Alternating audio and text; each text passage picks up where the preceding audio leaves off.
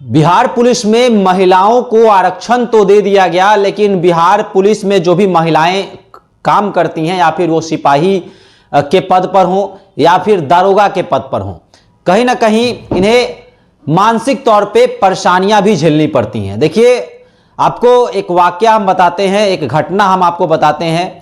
सहरसा जिले में पदस्थापित नीलू कुमारी, जिनका आरोप है कि उन्होंने शराब माफियाओं के खिलाफ जो है एक मुहिम चलाई, साथ ही साथ आपराधिक तत्वों की पहचान की, और इसको लेकर जो है उन्होंने एक विशेष मुहिम के तहत जो है इन लोगों का शिनाख्त किया, और नीलू कुमारी को ही जो है अब उन पर केस दर्ज हो गया है। उन पर जो है कहीं ना कहीं कई आरोप लगा दिए गए हैं, कई तरह के आरोप हैं। उन्होंने एडीजी से जो है इसको लेकर गुहार भी लगाई है कि मेरे ऊपर जो तमाम आरोप लगाए गए हैं उसे निरस्त किया जाए। नीलू कुमारी परेशान है, वह कह रही हैं कि मुझे कई जगहों पर जो है ट्रांसफर किया गया, इससे मैं परेशान हूं, मैं एक महिला हूं, और कितने जगह यानी कि सहरसा जिले में ही कई जगहों पर जो है इनका ट्रांसफर कर दिया जाता है, इन्हें मानसिक तौर पर परेशान किया जाता है। इनके फोटोज को जो है कई जगह सोशल मीडिया पर डाल दिया जाता है, कई लड़कों को फोन भी आता है इनको, जिससे ये लगातार परेशान होती रहती हैं। देखिए, इस गंभीर मुद्दे पर बातचीत करने के लिए मेरे साथ अखिल भारतीय अपराध विरोधी मोर्चा के राष्ट्रीय अध्यक्ष धनवंत सिंह राठौर जी हैं। धनवंत जी, नीलू कुमारी का आरोप है कि उन्हें मानसिक तौर पर परेशान किया गया, कई तरह का यातना झेलना पड़ा है, क्या कुछ कहेंगे इस मामले को लेकर? सहरसा जिला में पदस्थापित सब इंस्पेक्टर नीलू कुमारी अपनी ईमानदारी के लिए अपने थाना में हमेशा चर्चा में रही, और जब शराब माफिया पर नकेल कसना शुरू की, कुछ शराब माफिया को पकड़ के जेल भी भिजवाई, अपराधियों के खिलाफ मुहिम चलाई, तो पुलिस विभाग के ही वरीय अधिकारी इनके दुश्मन बन गए। जहां एक ईमानदार महिला दरोगा को सम्मान मिलना चाहिए था, पुरस्कृत करना चाहिए था, मनोबल बढ़ाना चाहिए था वरीय अधिकारियों के द्वारा, लेकिन वरीय अधिकारियों के द्वारा कहीं न कहीं इनको अपमानित करने के लिए एक नहीं बल्कि 2 महीने में 4 थाना में ट्रांसफर कर दिया गया।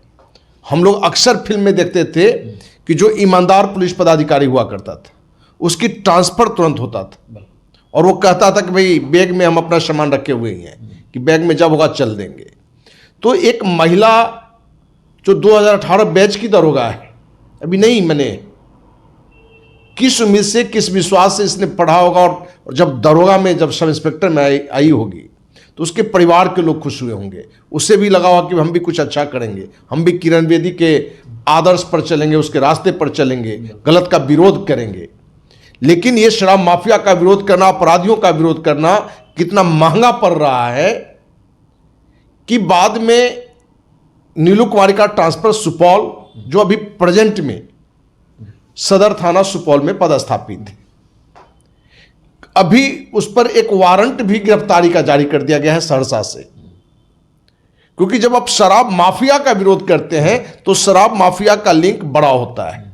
आईएएस, आईपीएस, बड़े राजनेता, हम ये कहें तो कहीं ना कहीं न्यायालय से जुड़े हुए लोगों के भी उसके तार होते हैं।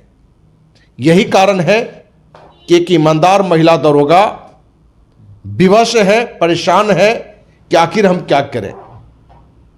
और इस महिला की विवशता को देखते हुए कुछ लोग जो आगे इसके समर्थन में आए, जो परेशान किया जा रहा था, जिसको लेकर लोगों ने बिहार के राज्यपाल, मुख्यमंत्री, डीजीपी को पत्र लिखा। आपको जानकारी दें, ऐसे 2 लोगों पर एफआईआर भी कर दिया गया है। एक ईमानदार महिला दरोगा नीलू कुमारी के पक्ष में आवाज उठाने वाले 2 लोगों पर एफआईआर हो गया है। एक है जयशंकर आजाद और दूसरा है नीतीश मुखिया। ये 2 लोग एक ईमानदार महिला के पक्ष में आवाज उठाए, उसके न्याय की मांग किए, और उसके लिए इन्होंने माननीय राज्यपाल, माननीय मुख्यमंत्री, डीजीपी को पत्र लिखा कि इनको न्याय दिलाइए। उसमें उन्होंने चर्चा भी की इनकी ईमानदारी के बारे में, शराब माफियाओं के बारे में, अपराधियों के बारे में। तो इन्हीं पुलिस महकमे के ही बड़े अधिकारी या कहें कि नेता के साजिश के तहत इन 2 लोगों पर भी एफआईआर हो गया। एक राजद से जुड़ा हुआ प्रदेश महासचिव है और एक और समाजसेवी है। क्योंकि आज हमारे पास भी ये जानकारी है कि आप भी नीलू कुमारी के पक्ष में आवाज उठा रहे हैं, एक दरोगा के पक्ष में। हो सकता है कि आप पर भी एफआईआर की स्थिति बने। हमने उन्हें बताया कि अखिल भारतीय अपराध विरोधी मोर्चा की स्थापना 1995 में इसी विश्वास के साथ किया गया कि देश का प्रधान चौकीदार, राष्ट्रपति, प्रधानमंत्री, उच्चतम न्यायालय का मुख्य न्यायाधीश ही क्यों न हो, उसके खिलाफ भी यदि भ्रष्टाचार या जुल्म अन्याय की बात आएगी तो अखिल भारतीय अपराध विरोधी मोर्चा बिना किसी डर भय के, बिना किसी लोभ लालच के आवाज उठाएगा, भले इस लड़ाई में मौत को ही क्यों नहीं गला लगाना पड़े।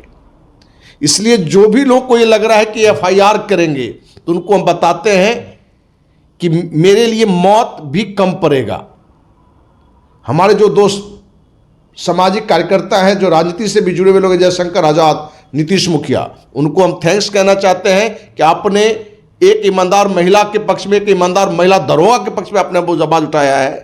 तो कहीं ना कहीं लोगों में ईमानदार लोग के साथ लड़ने का या ईमानदार बने रहने की भूख जगी रहेगी।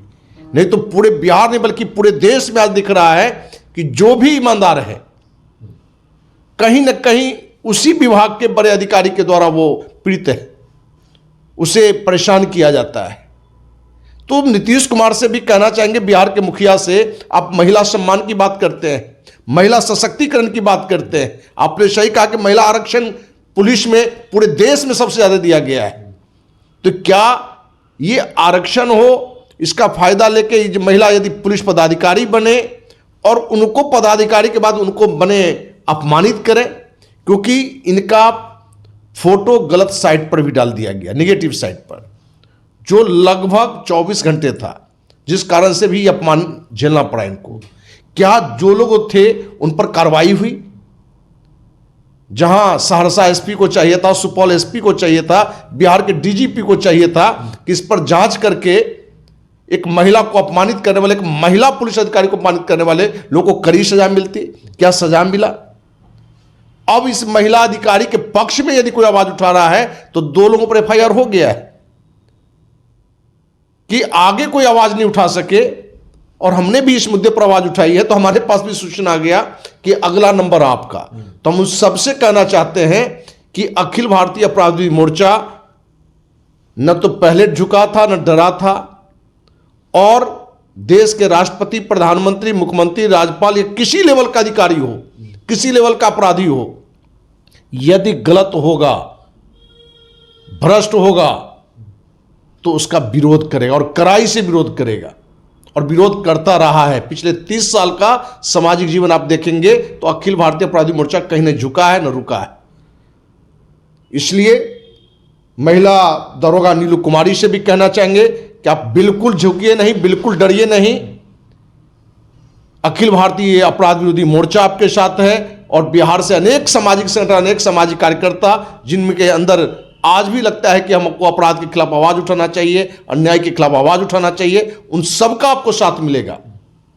आप ये कहीं से अपने को ये नहीं माने कि हम पुलिस में एक महिला पदाधिकारी आए हैं तो हमें कोई अन्याय करेगा, हमारे साथ कोई गलत करेगा तो हमारे साथ कोई नहीं होगा। हम उम्मीद करते हैं कि इस बात को लेके बिहार के सीएम, डीजीपी, एडीजीपी मुख्यालय त्वरित कार्रवाई करे, एक्शन ले और इस महिला दरोगा को न्याय दे। नहीं तो जो ईमानदारी जिनके अंदर, जिनके भूख होगी, कहीं ना कहीं वो ईमानदारी खत्म होने लगेगा। क्योंकि एक ईमानदार महिला या एक ईमानदार दरोगा, और ऐसे अपने पास तो अब लाइन बिछ गए हैं। क्योंकि आपने देखा होगा कि अमलेंदु कुमार सिंह खगड़िया का ईमानदार दरोगा, जो भ्रष्ट एसपी और भ्रष्ट थानाध्यक्ष के खिलाफ आवाज उठाया, आज वो निलंबित है।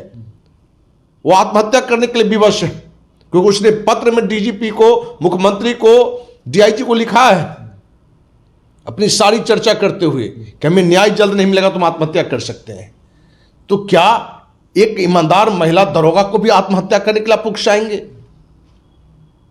क्योंकि इस महिला को यदि न्याय नहीं मिल पाएगा तो हर कोई का यह स्थिति नहीं होता कि वो लंबी लड़ाई लड़ सके।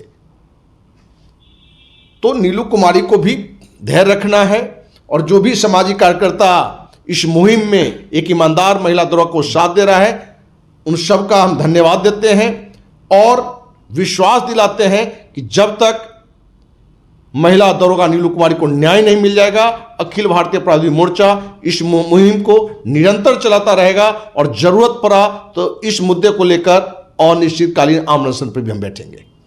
चर्चा होती है कि लालू राज में जो है जंगल राज था, जंगल राज बिहार में, पूरे बिहार में व्याप्त था, लेकिन नीतीश सरकार के राज्य में जो है अफसरशाही को भी बढ़ावा मिला। ऐसा लोग चर्चा करते हैं कि अफसरशाही ज़्यादा है, अफसर जो हैं अपने छोटे लेवल के जो भी कर्मचारी होते हैं, अधिकारी होते हैं, उन पर जो है दबाव रहता है उन पर अफसरों का। तो कैसे देखते हैं, क्या स्वतंत्र रूप से एक सिपाही भी क्या बिहार में काम नहीं कर रहा है, एक दरोगा भी क्या काम नहीं कर रहा है? देखिए, लालू राज में जंगल राज था, लेकिन भ्रष्टाचार लालू राज से 4 गुनी 5 गुनी ज्यादा नीतीश के काल में है। यही कारण है कि ऊपर से लेकर नीचे तक ज्यादातर लोग भ्रष्ट हैं। उसी में जो ईमानदार, वो अमलेंदु कुमार सिंह दरोगा हो कि ईमानदार दरोगा नीलू कुमारी हो, ऐसे इक्के दुक्के लोग का ईमानदार होने का सजा इनको मिल रहा है।